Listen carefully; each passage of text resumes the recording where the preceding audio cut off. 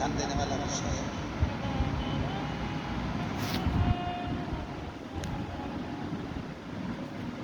कभी मौका लग जाएगा, सारी दुनिया के लोग तुमसे कह रहे हैं तेरे घर में पितृदोष है, 1 रुपये कमाते हो 1.25 रुपये खर्च होता है, मानसिक टेंशन बना रहता है।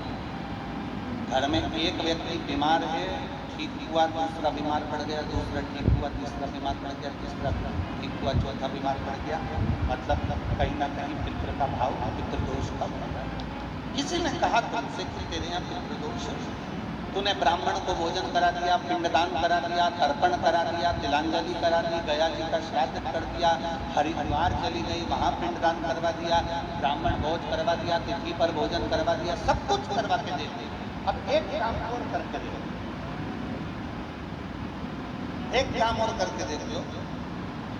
जब तुम घर में भगवान शंकर की आरती, तुम्हारे घर में शंकर जी का शिवलिंग है, भले काय का भी हो, छोटा सा, भले सुयोर का कंकर शंकर हो, नर्मदा का कंकर हो, चाहे शंकर पारक के हो, पीतल के हो, स्टील के हो, लकड़ी के हो, जिसके भी हो, लोहे के हो, पाषाण के हो, जिसके भी हो, शंकर का शिवलिंग अगर हमारे घर में है और आप रोज प्रतिदिन भगवान की आरती करते हो, प्रतिदिन, और आपको लग रहा है कि मेरे यहाँ तकलीफ चल रही है, ठीक ही नहीं होती, लगभग 1.5 महीना आप कम से कम 45 दिन, 1.5 महीने के करीब में ऐसा प्रयास करना कि भगवान की आरती, शंकर भगवान के शिवलिंग की आरती करने के बाद उस दिए को भगवान के सामने मत रखो, उस दिए को उठाकर जहाँ तुम पानी का मटका रखते हो, हंडा रखते हो, जिससे तुम पानी पीते हो, तुम्हारे रसोई घर में जो पानी का मटका, हंडा, बाल्टी, आरओ का पानी जिस मटके में गिरता है, हंडे में गिरता है,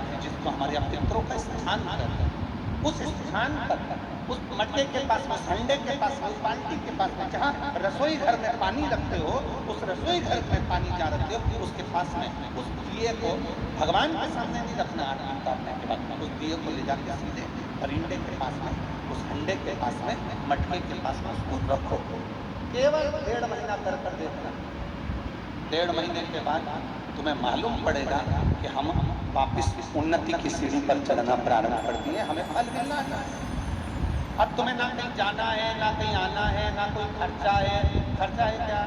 ईमानदारी से बोलो, कोई तुम्हारा लाखों का रुपया लग गया क्या? रोज आरती करते हो, रोज आरती। बस आरती का नियम बना लो कि हमको पितृदोष किसी ने बोला है, हमारे घर में अशांति है, पितृदोष है, कोई कह रहा है कि तुम्हारे घर में पितृदोष है, हमने सब कुछ करके देख लिया। अब हमें ये करना है कि महादेव की आरती जब होती है, उसकी ज्योत का दर्शन करने पर 1000 कपिला गाय के दान का पुण्य मिलता है। तो ये पुण्य हम हमारे पितरों को देते हैं, जिससे उनकी मुक्ति हो जाए और हमें आशीर्वाद मिलता है।